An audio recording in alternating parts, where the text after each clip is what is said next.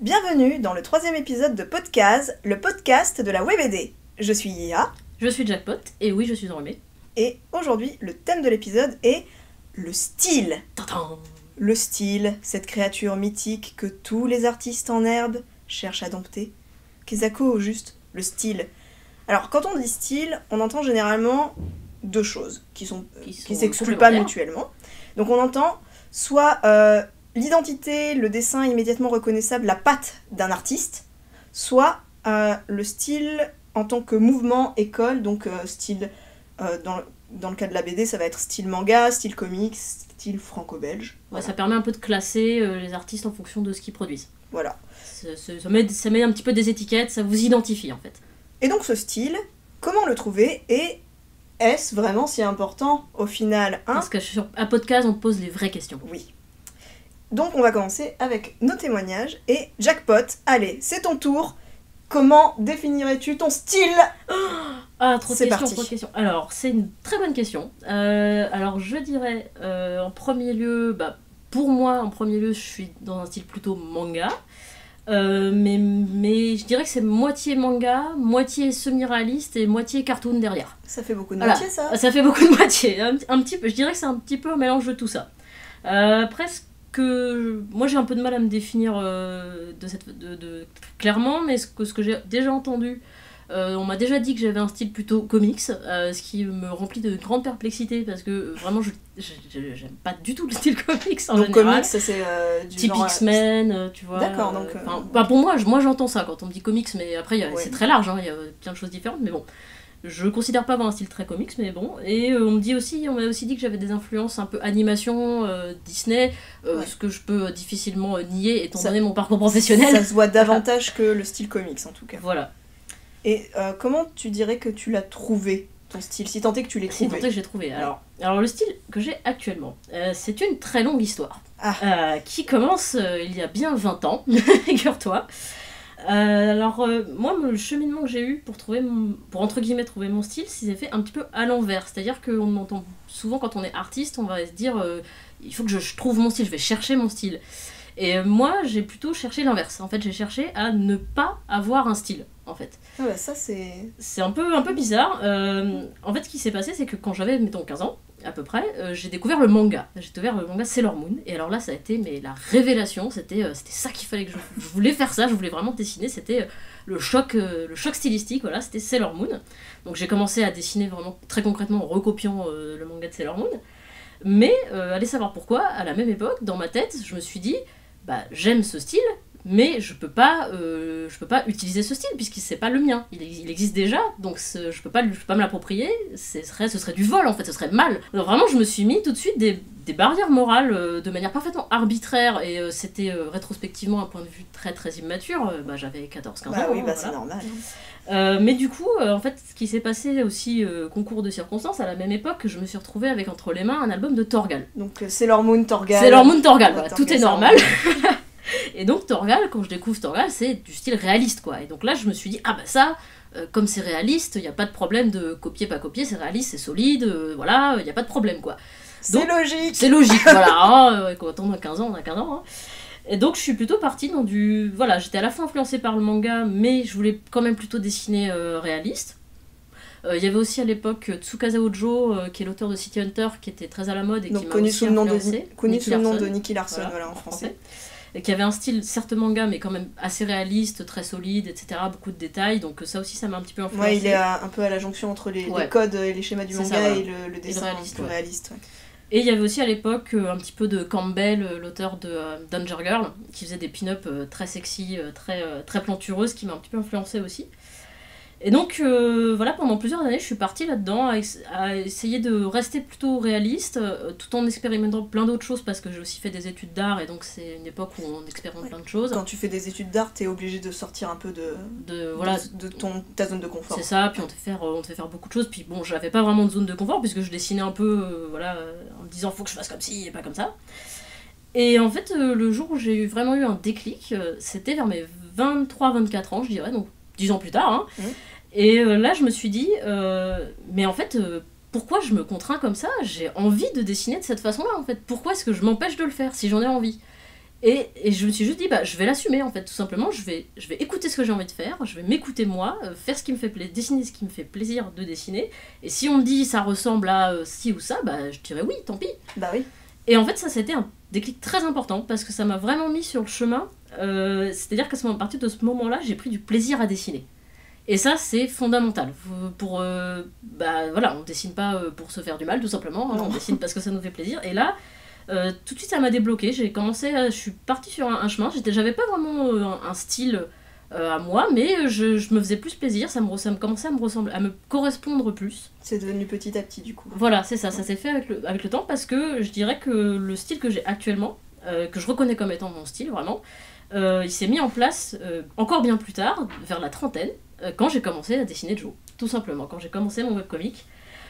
Parce que à ce moment-là, mon dessin est devenu un moyen au service d'une fin qui était raconter l'histoire de Joe. Et là, le déclic, c'était fini quoi. Ça y est, le style s'est mis en place à ce moment-là. Tout est tombé en place. Toutes les pièces du puzzle. Toutes les pièces du puzzle se sont agencées et paf, ça fait des chocs à pic. Ça fait le style de Jackpot. En tout cas, le style que j'ai actuellement en tant que dessinatrice de Joe. Oui, parce qu'au final, c'est pas tant que t'as une ou plusieurs cases à cocher, c'est que tu choisis des blocs que tu agences toi-même et qui sont confortables dans cette position-là, mais qui peuvent être amenés à bouger éventuellement. C'est ça. Donc j'ai fait ma petite tambouille. Et du coup, à l'heure actuelle, je me rends compte que je vais aimer, au niveau de mes influences, j'aime énormément de styles différents. Je vais aimer des styles qui sont très très graphiques, très cartoon, mais je vais aussi aimer des styles qui sont très détaillés, très esthétisants, plus réalistes, etc. Mais je sais que moi, pour dessiner Joe, je pourrais pas dessiner comme ça parce que pour dessiner Joe, bah, j'ai besoin d'avoir un petit peu de réalisme dans l'anatomie, donc je pourrais pas dessiner de manière trop cartoon parce que ça me briderait à ce niveau-là. Et j'ai besoin d'une narration qui est légère, qui est comédie, qui est fluide, donc je peux pas non plus dessiner quelque chose de trop détaillé, trop foisonnant, trop esthétique parce que ça correspondrait pas non plus en fait à ce que j'ai raconté. Ça serait pas du tout dans le ton de la bande dessinée. C'est ça, exactement. Donc voilà, c'est un ensemble de choses qui ont créé le style que j'ai actuellement. Et ça a pris 20 ans. Voilà. Beau cheminement. Merci. Et toi, Lia, du coup, comment tu définirais ton style ? Ah, quel casse-tête cette question. J'essaie d'y réfléchir depuis qu'on a prévu de faire cet épisode et j'ai... Elle endort plus la nuit. Non, si, ça va quand même. Non, mais j'ai été...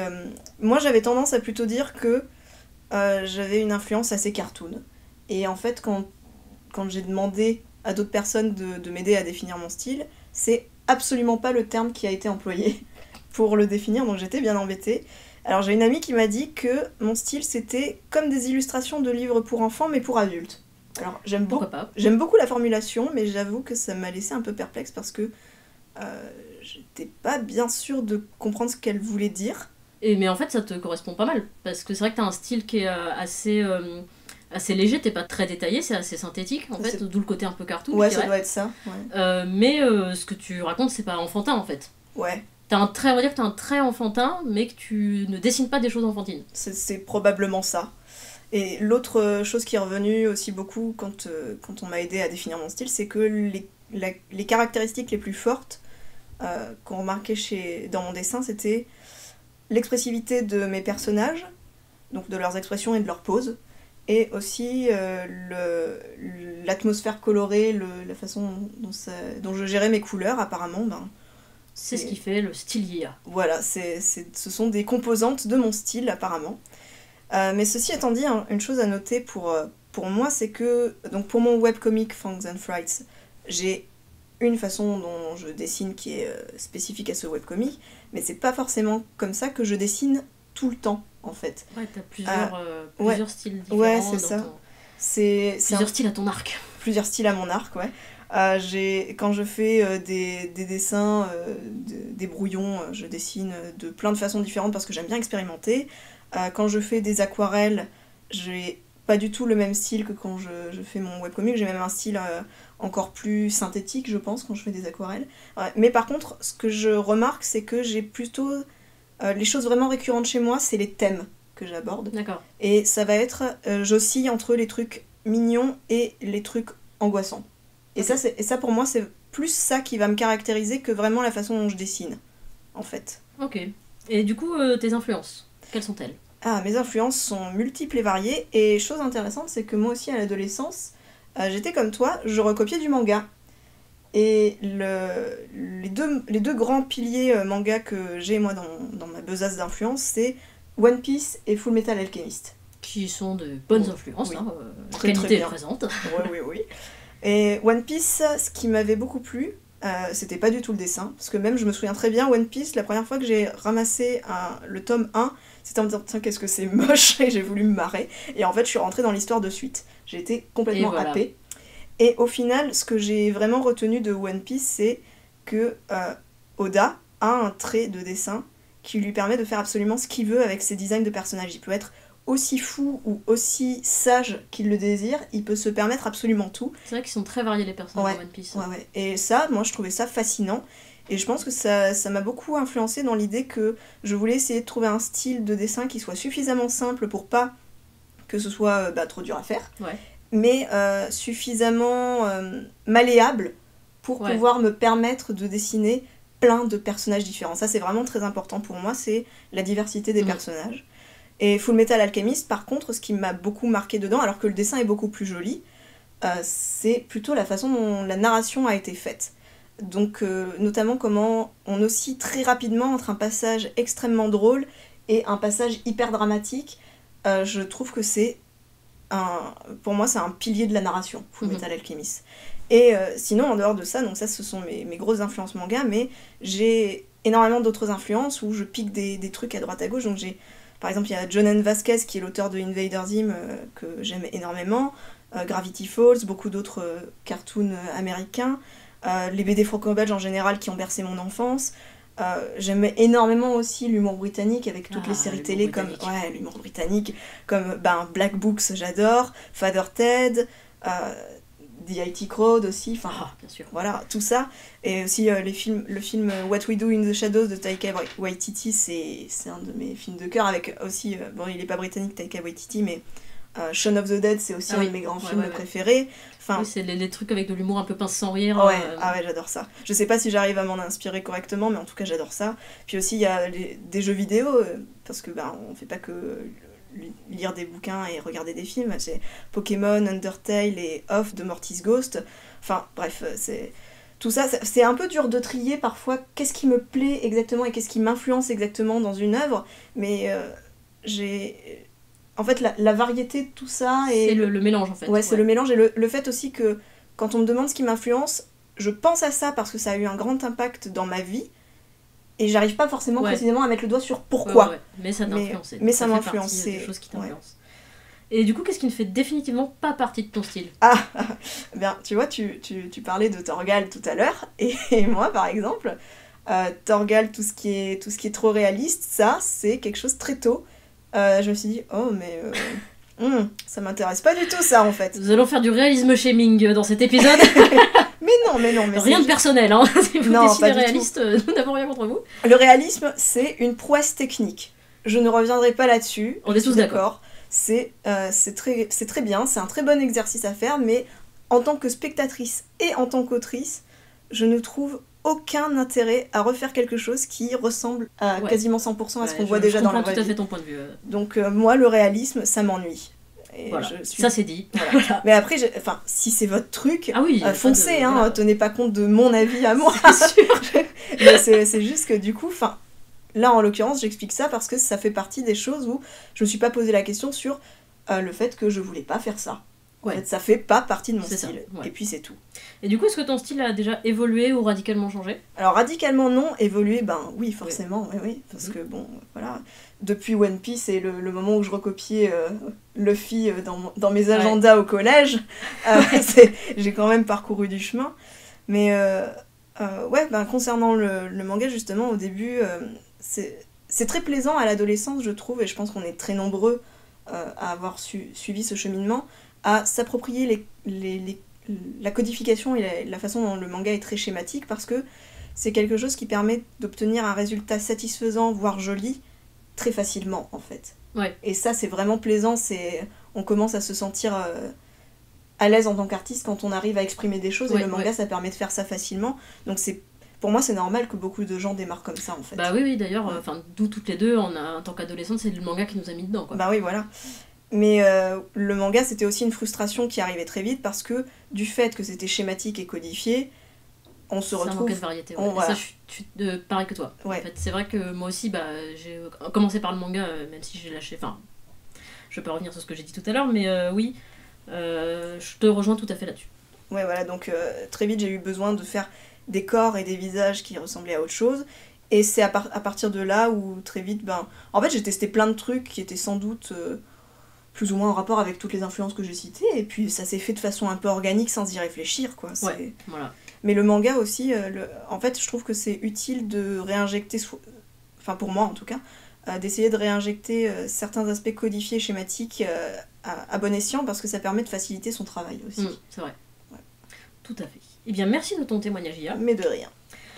Du coup, maintenant qu'on vous a donné notre vision, comment on définirait nos styles personnels, je pense qu'on peut compléter la définition du style qu'on a donné en début d'épisode et dire que, alors, en tout cas moi, la façon dont j'interprète tout ça, je considère que le style, en gros, c'est l'intersection entre la somme des influences graphiques, des influences en général de quelqu'un, avec sa zone de confort. Ouais. C'est-à-dire que votre style il va se trouver dans ce que vous aimez faire et ce que vous aimez. Là où vous aimez voir quelque chose et vous aimez le faire aussi, ça va faire votre style. Ouais, et du coup, une façon aussi de trouver son style, c'est de virer les choses qu'on n'aime pas faire. C'est ça se fait à la fois par addition et par soustraction. Ouais, je parlais du réalisme me concernant, mais j'ai aussi un autre exemple peut-être un peu plus concret. C'est que pendant longtemps, j'ai essayé de me forcer quand je faisais des dessins finis, des illustrations finies. Je voulais absolument avoir un line, donc une ligne d'ancrage, qui était impeccable, qui était belle, et en fait, c'était une contrainte énorme pour moi. Je détestais faire ça, au point que ça me bloquait, que j'osais plus faire d'illustration, et au bout d'un moment, je me suis dit que c'était plus possible, et j'ai décidé de laisser mes lines venir telles qu'ils venaient, et de pas chercher à les modifier, de pas chercher à quoi que ce soit. Et du coup, telles que mes lines me venaient, c'est vrai qu'elles sont peut-être un peu plus... c'est pas fermé, quoi. Elles sont pas léchées et elles sont pas fermées, je finis pas mes lignes, et finalement... Mais du coup, on reconnaît justement ton dessin, ça fait partie des choses par lesquelles on reconnaît ton dessin, on identifie ton dessin. Finalement, ça fait partie de mon style d'avoir des lignes pas finies. Donc c'est quelque part, s'approprier ses facilités, c'est aussi une façon de... Voilà, il faut vraiment s'écouter, il faut écouter ce qu'on aime faire, là où on est à l'aise, ça va aussi faire partie du style. Et on parle souvent du style comme... on définit souvent le style par rapport au graphisme, vraiment, d'un artiste. On pense tout de suite au style graphique, mais pour moi, c'est aussi pas que la façon dont on dessine les bonshommes. Pour moi, c'est un ensemble de choses.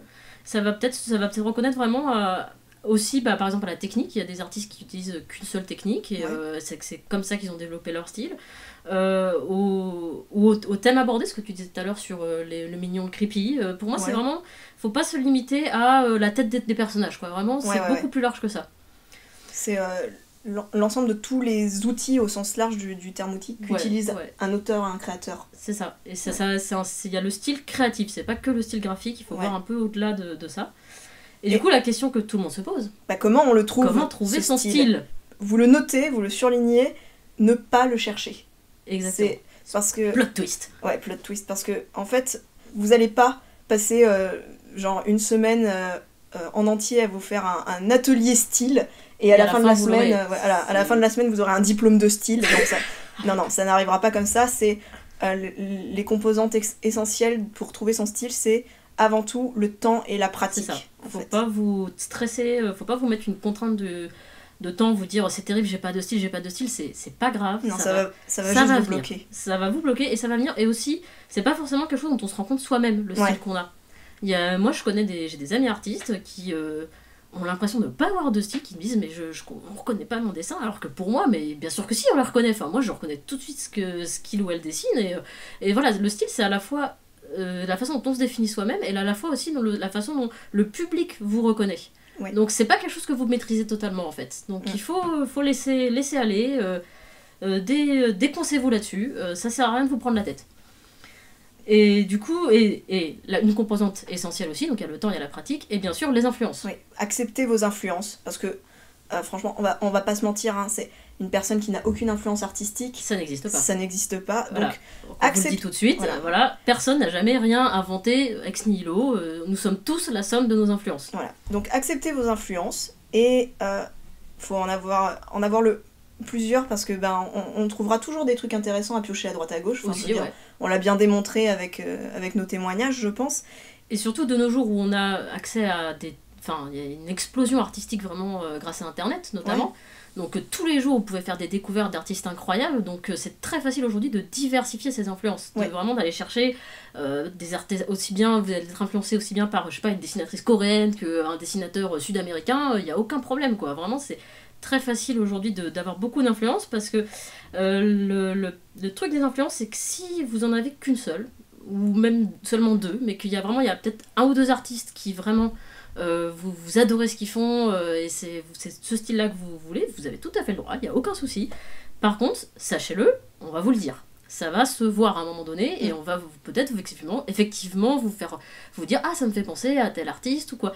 Bah, dans ce cas-là, aucun problème, mais assumez-le. Oui, il faut assumer.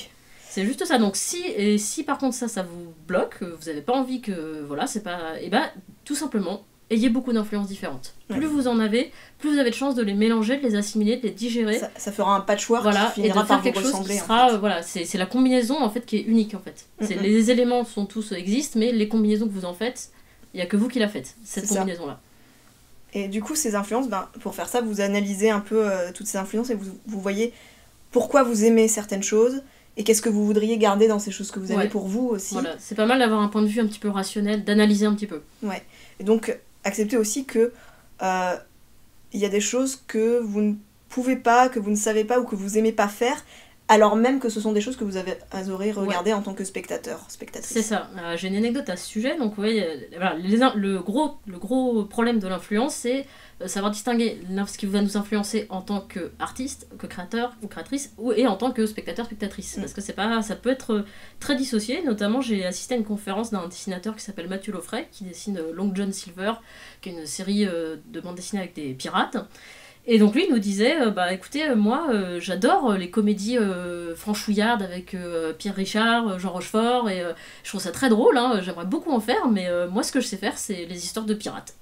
Voilà, et il disait, il y a l'artiste qu'on veut être et l'artiste qu'on est. Donc il faut à un moment donné arriver à faire le tri à ce niveau-là. Vous aimez peut-être ça, mais ce que vous savez faire c'est ça. Ou ce que vous aimez faire surtout, c'est ça. Et si vous tenez absolument à vous libérer, c'est un grand mot, mais à essayer d'évoluer un peu en dehors des influences que vous pouvez avoir, le dessin d'observation, c'est la solution. Une composante très importante, qui est une solution à beaucoup de choses d'ailleurs. Ouais. De toute manière, pour progresser en dessin, le dessin d'observation, c'est plutôt pas mal. Ouais, voilà. Donc, c'est le dessin d'observation, le style qu'on développe à partir de là, on peut un peu le définir comme la manière qu'a l'artiste d'interpréter le réel. C'est ça, aussi, ouais. Parce que du coup, ça va être votre trait à vous, vraiment. Celui qui va sortir quand vous faites du dessin d'observation. Voilà, c'est ça. Et du coup, il est l'heure de la théorie de Mamie JP. La théorie de Mamie JP. Vous savez qu'on aime bien vous donner nos petites théories. Alors, ma théorie à propos du style, c'est que pour moi, un style, ça se définit par rapport à la fois à la forme, mais aussi au fond. Pour moi, un style qui s'épanouit vraiment, c'est un style qui met le fond et la forme en osmose. Qu'est-ce que c'est beau! C'est beau, n'est-ce pas? Donc quand je parle du fond, c'est de l'intention créative. Et du coup, dans ma petite tête, j'ai commencé à repérer qu'il y avait en gros, c'est vraiment ma théorie, qu'il y aurait en gros 3 catégories de styles, parmi tous les artistes, dessinateurs et dessinatrices que je peux voir chaque jour sur la galaxie d'Internet. Moi je considère j'arrive à ranger à peu près les styles narratifs, les styles illustratifs et les styles expressifs. Qu'est-ce que c'est, Jamie, tout ça? Alors le style narratif pour moi, c'est les personnes qui vont être capables de représenter des choses très concrètes de manière très lisible. C'est-à-dire vous voulez dessiner quelqu'un qui fait un gâteau dans une cuisine, vous dessinez quelqu'un qui fait un gâteau dans une cuisine et il n'y a aucune ambiguïté sur ça. On le reconnaît très facilement. On regarde l'image, on comprend, l'histoire c'est la personne fait un gâteau. Voilà, exactement. Donc c'est globalement les styles qu'on retrouve le plus en bande dessinée, quoi. Oui. Donc de Hergé à Toriyama, pour moi je range ça dans les styles narratifs. Ouais, ça brasse large. Ensuite je vois les styles le style illustratif, c'est les personnes qui vont être capables de créer, qui vont accorder beaucoup d'importance à la sensation visuelle créée par leur image. Donc ils vont créer des visuels très forts qui vont vraiment procurer une sensation d'esthétisme en Donc- fait au spectateur. Donc ça va être un peu, pas décoratif, mais ça va être le Un genre de petit peu, visuel par exemple, qu'on ouais. va aimer avoir en poster C'est ou en ça. tableau. En fait, décoratif, ça a une connotation négative. Ouais, c'est pour ça que je j'aime sais, pas ce mot. c'est pour ça que j'aime pas non plus, mais Mais en gros, ouais, c'est Enfin, ça. Bah, ça va être Musha ou Klimt qui font des choses avec beaucoup de motifs, qui sont des faux éléments de détail, qui sont très beaux à regarder en fait. Mm. Et enfin, les styles expressifs, pour moi, c'est les personnes qui mettent en avant une émotion, qui par leur visuel, par leur dessin, veulent avant tout faire passer une émotion. Donc ça va pas forcément être des choses très concrètes, on va pas forcément reconnaître exactement ce que ça peut être un petit peu abstrait. Ouais. Ça va pas être des scènes très... voilà, la personne fait pas un gâteau dans sa cuisine, c'est un personnage sous, je sais pas, avec un fond un peu... Enfin, c'est pas identifiable en fait, c'est pas concrètement identifiable, mais ça va véhiculer une émotion. Et donc évidemment c'est pas exclusif, c'est-à-dire que je range dans ces catégories, mais il y a des gens qui ne peuvent pas y rentrer. Vous pouvez très bien avoir un style qui est à la fois narratif et expressif. Oui, j'ai oublié de donner un Des exemple exemples. pour le style expressif, c'est par exemple Munch, vous voyez le cri de Munch, ou Egon Schiele aussi qui fait des personnages très torturés. Voilà, pour moi ça véhicule avant tout de l'émotion. Je suis d'accord. Voilà. Donc voilà, donc pour ce qui est intéressant avec cette théorie, c'est pas que je vous bassine les oreilles avec, c'est tout simplement que ça peut vous aider à vous situer en fait. Vous pouvez vous demander qu'est-ce que moi, là où je suis le plus fort, c'est là où ma zone de confort elle est, quel est le résultat? Est-ce que quand je suis dans ma zone de confort, ça donne une image narrative, une image illustrative ou une image expressive? Voilà. D'accord. Et partant de là, ça peut vous aider justement à faire le tri, ce qu'on disait dans vos influences, et à vous diriger un peu mieux vers votre style. Ok, ben on espère que ça vous sera utile d'avoir eu droit à la théorie Théorie fumeuse fumeuse de de Mamie Mamie JP. JP. Et du coup, maintenant, la question qu'on va amener sur la table, c'est... Bah, on a parlé de tous ces styles narratifs, illustratifs, expressifs, de tout ça, de nos témoignages. Et en fait, est-ce que, avec le style qui évolue dans la vie et tout, est-ce qu'on peut avoir plusieurs styles, Voilà. voire plusieurs styles en même temps? Et bah moi, ma réponse, c'est oui, et c'est pas grave. Et d'ailleurs, j'en ai parlé un peu pendant mon témoignage, mes illustrations à l'aquarelle, mes brouillons où je teste plein de trucs, et ma bande dessinée, j'ai pas le même style dans tout ça, alors que ce sont des choses que je fais d'un coup, Alors que c'est toi qui l'as fait tout alors que simplement. c'est moi qui l'ai fait. Si ça se trouve, c'est pour des personnes qui me connaissent pas, ce serait pas possible de voir une de mes aquarelles et de voir ma BD et de dire c'est la même personne qui a fait ça. Mais c'est parce que j'exprime pas la même chose aussi ouais. avec ça. Donc quand il s'agit d'avoir un lien entre le fond et la forme, si vous avez plusieurs thèmes que vous aimez aborder et qu'ils s'accordent pas avec certains styles narratifs, ça peut être un atout d'être capable d'en faire plusieurs. Si vous avez différents registres, voilà. Moi personnellement, ça m'évite la monotonie artistique parce que j'aime bien changer régulièrement de façon de faire. J'aime bien tester plein de trucs. Et puis ça permet de pas s'enfermer soi-même dans un style particulier aussi parce que Ouais, aussi. voilà. En fait, faites ce que vous voulez. Et j'ai même une amie qui a deux styles très très différents. Elle a un style très réaliste et un style très cartoon. Et bah, elle a carrément deux pseudonymes et elle dessine deux galeries différentes, etc. Et ça peut aussi être un avantage au niveau professionnel, parce que ça diversifie vos compétences. En fait. Donc elle ne mélange pas du tout ses identités et ses elle styles. mélange pas, ouais. Non. D'accord. En fait, au bout d'un moment, on comprend vite que c'est la même personne, mais on voit qu'elle a deux styles différents, donc ça facilite aussi le fait ce que professionnellement, ce qu'on va lui demander, je veux tel style, et pas voilà, parce que je veux raconter ça, donc c'est ce style-là que je voudrais. Même si on pense à des personnalités connues du monde de la bande dessinée, il y a Moebius Jean Giraud. Ah oui, clairement, tout à fait, ouais. clairement, lui, il avait pas envie de choisir et il a bien eu raison parce que Voilà, c'est vrai. tout ce qu'il a fait, ça a eu du succès et tout, donc bon, voilà. Bon, n'est pas Möbius qui veut. Non, c'est pas ce que je veux dire. Mais bon, après, bref. Et donc, avec tout ce qu'on vient de dire, finalement, le style Est-ce que c'est vraiment important? important. Eh ben, oui, parce que finalement, est-ce que ce serait pas, vouloir absolument, entre guillemets, son style, vouloir absolument être identifié en tant qu'artiste, est-ce que ce serait pas un petit peu une question d'ego? Alors, parce que nous autres, les artistes, on a souvent pas beaucoup d'argent, mais on a beaucoup d'ego. Oui, mais l'ego ne paye pas le loyer. Voilà, malheureusement. Du coup, c'est vrai que ça correspond pas forcément à tout le monde d'avoir le style. Il y a des gens des artistes qui, dès qu'ils commencent quelque chose, ils vont tout de suite avoir un style, quelque chose de reconnaissable, une identité très forte, qui va se voir tout de suite, et qui va rester avec eux, grand bien leur face. Et d'autres où ça va être moins reconnaissable, mais c'est pas grave, Non. en fait. En fait, c'est pas important. Parce que on est tous différents et que ce qui est surtout, enfin à mon sens, ce qui est important, c'est moins le style que ce que vous racontez, ce que vous en faites, que votre intention créative, ce que vous avez envie de raconter. Finalement, comment vous dessinez votre bonhomme, ça m'intéresse moins que ce que vous avez à dire avec, en fait. C'est un aspect un peu superficiel, finalement. Mais ouais, en plus, j'ai l'impression que pour beaucoup de jeunes artistes en herbe, vouloir développer son style à tout prix, en fait, ça peut être un blocage plus qu'autre chose. Ouais, voilà, moi, typiquement, j'étais dans ce cas-là. Ouais. C'est-à-dire qu'à force de pas vouloir avoir le style j'étais bloquée, en fait, pendant des années. Et aussi, avoir un style reconnaissable et fort, c'est le rêve de beaucoup d'artistes, en herbe ou non. Mais en fait, ça correspond pas à tout le monde. Et ça correspond pas à tout le monde. Voilà. C'est pas grave. Et surtout que ça peut aussi être à double tranchant. C'est-à-dire que vous pouvez finalement vous installer dans un style qui vous identifie, vous êtes reconnu dedans, mais peut-être qu'au bout d'un moment, vous aurez envie d'en changer, en fait. Parce qu'en fait, ça vous correspond. La vie est longue, c'est ce qu'on vous souhaite. Que ça vous finira par plus vous correspondre, ou que aussi, dès le départ, vous avez vous-même, vous vous êtes mis des contraintes qui vous gênent, mais que votre public a fini par s'habituer quand même à ça, et il est pas au courant, le public, que en fait ce que vous faites ça ne plaît pas. Donc ça peut être à double tranchant, donc il faut se méfier un petit peu de cette question du style. Voilà, donc un style trop fort, ça peut être une forme de prison pour un artiste qui n'osera plus évoluer ou expérimenter, et si on le fait d'un coup, ça peut être au détriment d'une perte d'audience, éventuellement. Par exemple, ouais. Mais si c'est pour être plus heureux dans son style, vous avez le droit, si vous êtes déjà installé dans un style et que ça vous correspond pas, vous avez le droit d'en changer radicalement aussi. On vous donne le droit, voilà. On vous signe le papier. On vous fait le mot, voilà. On vous fait le mot dans le carnet. J'espère que vous vous sentez mieux. Bon, enfin, heureusement qu'on est là. Hein. Qu'est-ce que vous feriez sans nous? Enfin bref, tout ça pour dire, en fait, votre style, pour nous, enfin pour Jackpot et moi, au moins vous y penserez, et au plus, il sera proche de qui vous êtes. C'est ça, voilà. C'est inconscient finalement. Laissez l'inconscient faire. Ouais. Et donc, on va conclure cet épisode. Donc, la recherche du style, finalement, Podcast a une position très tranchée dessus.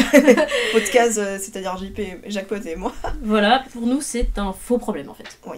C'est parce que le style, ça va fluctuer au long de votre vie, ça va évoluer. Il faut vous laisser évoluer. Faut pas chercher à vous rentrer tout de suite dans une case ou quoi.